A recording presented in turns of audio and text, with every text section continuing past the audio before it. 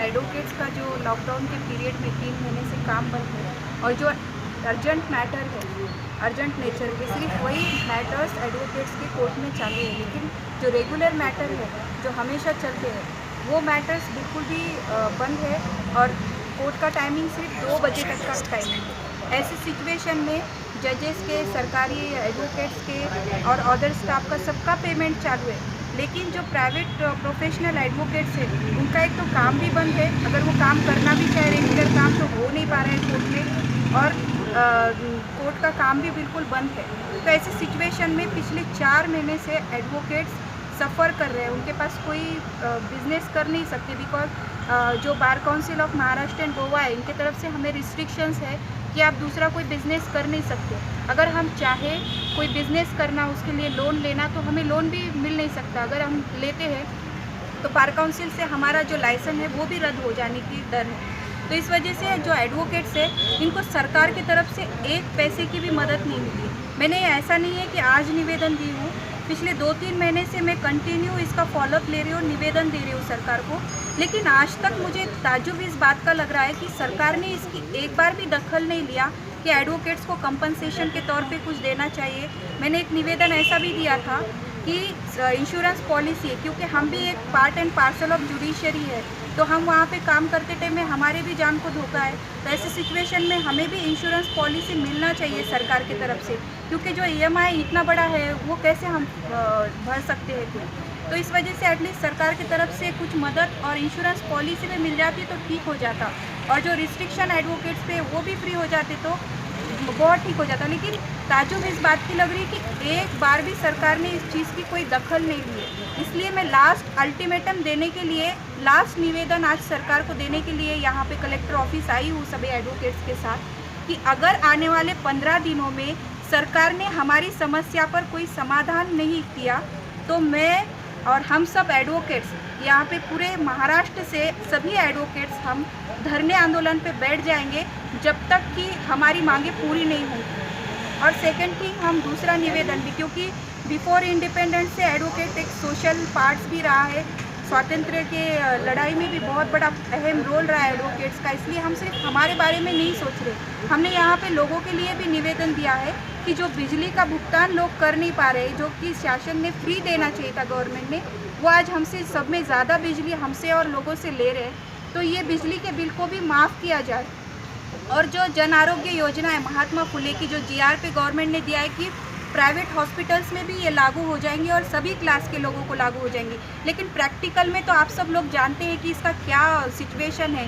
1.5 लाख रुपए जब तक भरते नहीं, 1-1.5 लाख रुपए जब तक तो पेशेंट को एडमिट किया नहीं जा रहा है कि ये योजना हमारे को लागू ही नहीं। फिर सिर्फ GR के ऊपर सरकार ने ये योजना दी है क्या? मुझे ऐसे लगता है। अगर सरकार ने सचमुच इस योजना को दिया है तो मैं सरकार से निवेदन करती हूँ कि आप ये जो प्राइवेट हॉस्पिटल जो पैसे लूट रहे हैं सबके नाम पर, तो लोगों से, तो इसकी चौकसी होना चाहिए और जो हॉस्पिटल्स ऐसा कर रहे हैं उनके ऊपर कार्रवाई होना चाहिए। और ये GR जो है तो सबको सभी अस्पताल में लागू होना चाहिए। आपका नाम? एडवोकेट आसमा शेख के जो एडवोकेट्स हैं, हम सब यहाँ पे आए हैं। 4-5 महिन्यापासून ते कोविड-19चं जे आरोग्यासंदर्भात जी सरकारी योजना चालू आहे, त्या संदर्भात मी जे आज कलेक्टर ऑफिसला जे निवेदन देण्यासाठी आलेले आहे, त्यामुळे अनेक प्रश्न, गंभीर समस्या निर्माण होत आहेत। आम्ही जे आज निवेदन द्यायला आलेले आहे वकील संघ, जे आम्हाला सुशिक्षित बेरोजगार आहोत आणि आम्हाला रोजगार मिळत नाही, त्यामुळे आमचे अनेक हाल होत आहेत। आणि सरकारच्या ज्या आरोग्य ज्या सेवा आहेत त्यासुद्धा आम्हाला लाभ मिळत नाही। आणि ज्या प्रधानमंत्री ज्या जनधन योजना ज्या आहेत त्याचासुद्धा आम्हाला काही लाभ मिळालेला नाही आहे। आणि त्यामुळे आम्ही सगळे वंचित आहोत। आमचा वकील संघ त्यामुळे अनेक प्रश्नांना, समस्यांना तोंड द्यावं लागत आहे। त्यामुळे आम्ही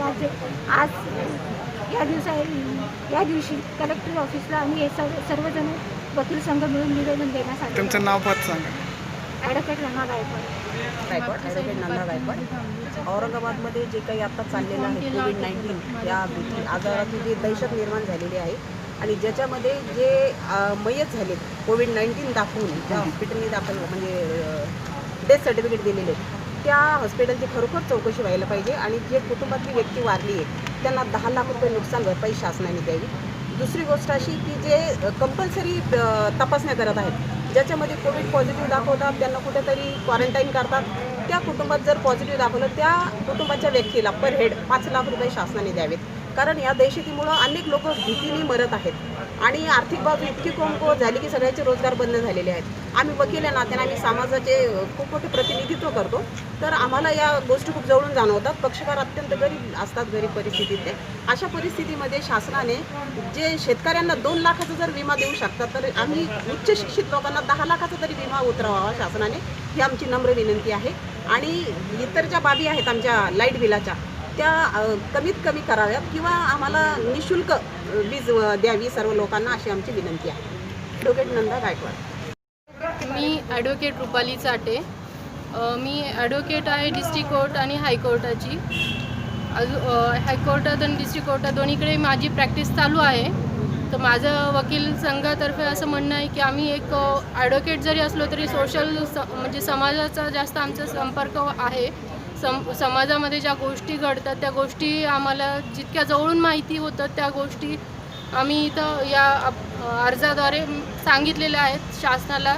शासनाने या अर्जाची दखल घ्यावी आणि वकिलांसाठी पण तसेच समाजासाठी पण शासना याच्यात योगदान द्यावं. याच्यावरती आम्ही ज्या मागण्या मांडलेल्या आहेत शासनासमोर त्या शासनाने मंजूर कराव्यात. याच्यामध्ये आम्ही असं म्हटलेलं आहे की काही हॉस्पिटलमध्ये असं झालेलं आहे, करोना पॉझिटिव्ह नसतानासुद्धा पेशंट मेल्यानंतर करोना पॉझिटिव्ह आहे म्हणून असा त्यांचा रिपोर्ट देण्यात आलेला आहे.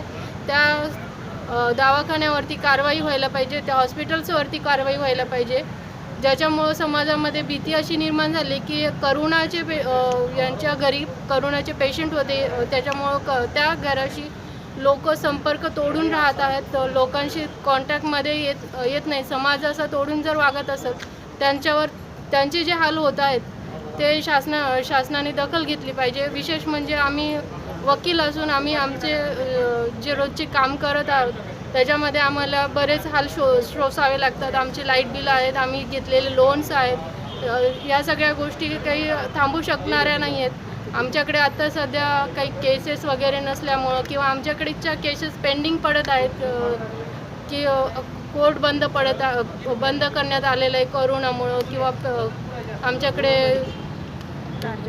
अशा अर्जंट केसेस फक्त चालू आहेत आमच्याकडे. त्यामुळं आमचे जे हाल होत आहेत, आमच्याकडे पैसे किंवा आर्थिक कमकुवतपणा चालू आहे, जो शासनाने याची दखल घ्यायला पाहिजे की लॉकडाऊनमुळं आम्ही घरात बसून राहत आहेत. तर शासनाने दखल घेऊन आमच्यासाठी काहीतरी योजना राबवायला पाहिजे. आम्ही ते योजना या अर्जाद्वारे सांगितलेल्या आहेत, त्या मंजूर करण्यात यावे एवढीच शासनाकडे विनंती आहे आमची. नाहीतर आंदोलन करू.